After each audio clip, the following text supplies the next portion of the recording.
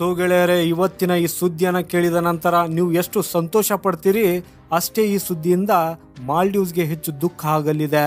ಯಾಕಂದ್ರೆ ಭಾರತವು ಶ್ರೀಲಂಕಾದಲ್ಲಿ 3 ದೊಡ್ಡ ಮೆಗಾ ಪ್ರಾಜೆಕ್ಟ್ ಅನ್ನ ಸೆಟಪ್ ಮಾಡುವುದಕ್ಕಾಗಿ ಹೋಗಲಿದೆ ಅನ್ನೋದನ್ನ ಅನೌನ್ಸ್ ಮಾಡಿದೆ.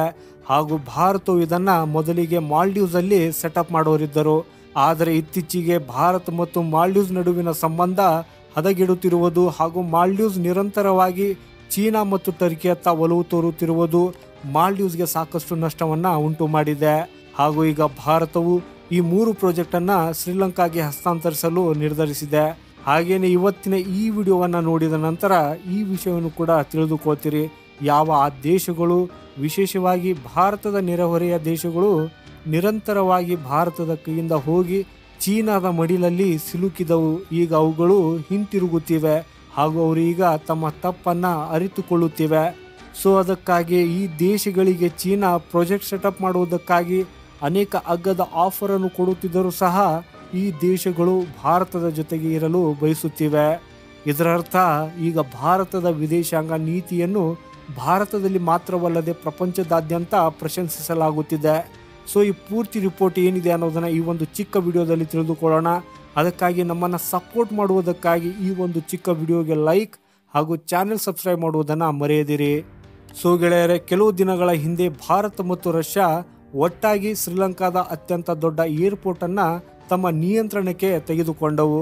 ಹಾಗೂ ಇದರಿಂದ ಭವಿಷ್ಯದಲ್ಲಿ ಭಾರತ ಮತ್ತು ರಷ್ಯಾ ತಮ್ಮ ನಡುವೆ ನಿರ್ಧರಿಸುವ ಮೂಲಕ ಅನೇಕ ರೀತಿಯ ಕಾರ್ಯಾಚರಣೆಗಳನ್ನು ಕೈಗೊಳ್ಳಲು ಸಾಧ್ಯವಾಗ್ತದೆ. ಹಾಗೂ ಅಗತ್ಯವಿದ್ದರೆ ವಾಯುಪಡೆ ಅನೇಕ ಶಸ್ತ್ರಾಸ್ತ್ರಗಳನ್ನು ಸಹ ಸುಲಭವಾಗಿ ಇಲ್ಲಿಗೆ ತರಬಹುದು. ಇದರೊಂದಿಗೇನೆ ಇತ್ತೀಚೆಗೆ ಭಾರತ ಶ್ರೀಲಂಕಾದಲ್ಲಿ ಸಣ್ಣ ಶಸ್ತ್ರಾಸ್ತ್ರಗಳನ್ನು ತಯಾರಿಸುವ ಫ್ಯಾಕ್ಟರಿಯನ್ನು ಸೆಟಪ್ ಮಾಡಲಿದೆ ಅನ್ನೋದನ್ನು ಘೋಷಿಸಲಾಗಿದೆ. ಅಂದರೆ ಭಾರತ ಈಗ ತನ್ನ ಮ್ಯಾನುಫ್ಯಾಕ್ಚರಿಂಗ್ ಅನ್ನು ಪ್ರಪಂಚದಾದ್ಯಂತ ಎಕ್ಸ್ಪಾಂಡ್ ಮಾಡೋದಕ್ಕೆ ಪ್ರಾರಂಭಿಸಿದೆ. ಆದರೆ ಇತ್ತೀಚಿನ ವರದಿಗಳ ಪ್ರಕಾರ ಭಾರತ ಶ್ರೀಲಂಕಾದಲ್ಲಿ 3 ಮೆಗಾ ಪ್ರಾಜೆಕ್ಟ್ ಅನ್ನ ಸೆಟಪ್ ಮಾಡೋದಕ್ಕೆ ಹೋಗಲಿದೆ. ಅದರಲ್ಲಿ ಮೊದಲ ಪ್ರಾಜೆಕ್ಟ್ ಭಾರತ ಮತ್ತು ಶ್ರೀಲಂಕಾ ನಡುವೆ ಸಮುದ್ರ ಸೇತುವೆಯನ್ನ ನಿರ್ಮಿಸಲಾಗುವುದು. ಹಾಗೆ ನೋಡೋದಾದ್ರೆ ಈ ವಿಷಯವು ಬಹಳ ಕಾಂಟ್ರವರ್ಷಿಯಲ್ ಆಗಿದ್ದರೂ ಸಹ ಇದರ ಹೊರತಾಗಿಯೂ ಈ 2 ದೇಶಗಳ ನಡುವಿನ ಇಂಜಿನಿಯರಿಂಗ್ ಕೆಲಸವನ್ನ ಶೀಘ್ರವಾಗಿ ಪೂರ್ಣಗೊಳಿಸಬೇಕು ಮತ್ತು DPR ಅನ್ನ ಸಿದ್ಧಪಡಿಸಬೇಕು ಅನ್ನೋ ಪ್ರಯತ್ನವನ್ನ ಮಾಡಲಾಗ್ತಿದೆ.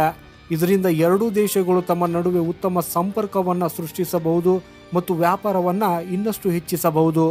2ನೇ ಪ್ರಾಜೆಕ್ಟ್ ಏನಾಗಿದೆ ಅಂದ್ರೆ ಭಾರತ ಶ್ರೀಲಂಕಾವನ್ನ ತನ್ನ ಪವರ್ ಗೇಟ್ನೊಂದಿಗೆ ಸೇರಿಸಲು ಬಯಸ್ತಾ ಇದೆ.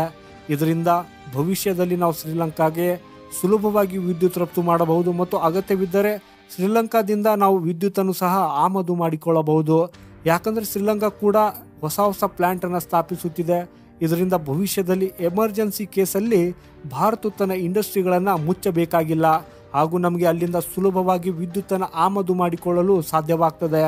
ಹಾಗೂ 3ನೇ ಮತ್ತು ಇಂಪಾರ್ಟೆಂಟ್ ಪ್ರಾಜೆಕ್ಟ್ ಏನಂದ್ರೆ ಭಾರತ ಶ್ರೀಲಂಕಾದಲ್ಲಿ ಗ್ಯಾಸ್ ಮತ್ತು ಡೀಸೆಲ್ ಪೂರೈಕೆಗಾಗಿ ಹೊಸ ಪೈಪ್ಲೈನ್ ಸಂಪರ್ಕವನ್ನು ರಚಿಸುತ್ತದೆ.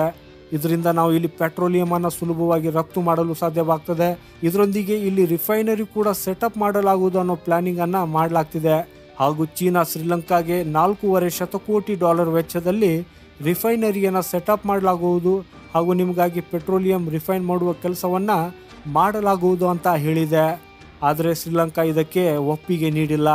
ಯಾಕಂದರೆ ಈಗಾಗಲೇ ನಮ್ಮ ತೈಲ ಪೂರೈಕೆಯನ್ನು ದೊಡ್ಡ ಭಾರತೀಯ ಕಂಪನಿಯಾದ ಇಂಡಿಯನ್ ಆಯಿಲ್ ಕಾರ್ಪೊರೇಷನ್ ಮೂಲಕ ಮಾಡಲಾಗ್ತದೆ ಮತ್ತು ಇಂಡಿಯನ್ ಆಯಿಲ್ ಸಹ ತನ್ನದೇ ಆದ ಸಬ್ಸಿಡಿಯನ್ನು ಸಿದ್ಧಪಡಿಸಿದೆ. ಆದ್ದರಿಂದ ಭವಿಷ್ಯದಲ್ಲಿ ಶ್ರೀಲಂಕಾದಲ್ಲಿ ಯಾವುದೇ ರಿಫೈನರಿಯನ್ನು ಸೆಟಪ್ ಮಾಡಲಾಗ್ತಿದೆ ಅಂದರೆ ಆಗ ಮೊದಲ ಹೆಸರು ಭಾರತವೇ ಆಗಿರ್ತದೆ. ಹಾಗೂ ಈ ಎಲ್ಲದರ ಹಿಂದೆ ಭಾರತವು ಭಾರಿ ಆಸಕ್ತಿಯನ್ನು ಹೊಂದಿದೆ.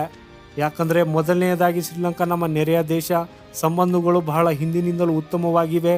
ಇದರ ಹೊರತಾಗಿಯೂ ಹಿಂದೂ ಮಹಾಸಾಗರದಲ್ಲಿ ದೊಡ್ಡ ಪ್ರಮಾಣದ ಕಚ್ಚಾ ತೈಲದ ನಿಕ್ಷೇಪಗಳು ಕೂಡ ಕಂಡು ಬರಬಹುದು ಅನ್ನೋ ಸುದ್ದಿ ಹೊರಬಿದ್ದಿದೆ.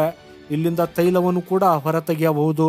ಹಾಗೂ ಇಂಥದ್ರಲ್ಲಿ ಭಾರತದಲ್ಲಿ ರಿಫೈನರಿಯನ್ನು ಸೆಟಪ್ ಮಾಡಿದರೆ ಪೈಪ್ಲೈನ್ ಕನೆಕ್ಟಿವಿಟಿ ಆಗಿದ್ದರೆ ಆಗ ನಾವು ನೇರವಾಗಿ ಈ ತೈಲವನ್ನು ನಮ್ಮ ದೇಶಕ್ಕೆ ತಂದು ಅದನ್ನು ರಿಫೈನ್ ಮಾಡಿ ಶ್ರೀಲಂಕಾಕ್ಕೆ ರಫ್ತು ಮಾಡಬಹುದು ಅಥವಾ ನಮ್ಮ ಅಗತ್ಯಗಳಿಗಾಗಿ ಅದನ್ನು ಆಸ್ ಅ ರಿಸರ್ವ್ ಇಡಬಹುದು.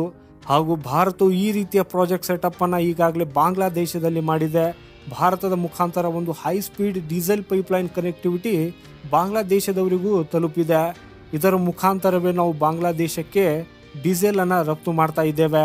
ಹಾಗೂ ಭಾರತವು ಬಾಂಗ್ಲಾದೇಶ, ಭೂತಾನ್, ನೇಪಾಳ, ಶ್ರೀಲಂಕಾದಂತಹ ದೇಶಗಳೊಂದಿಗೆ ತನ್ನ ಸಂಬಂಧಗಳನ್ನು ಬಲಪಡಿಸುವಲ್ಲಿ ತೊಡಗಿಸಿಕೊಂಡಿದೆ.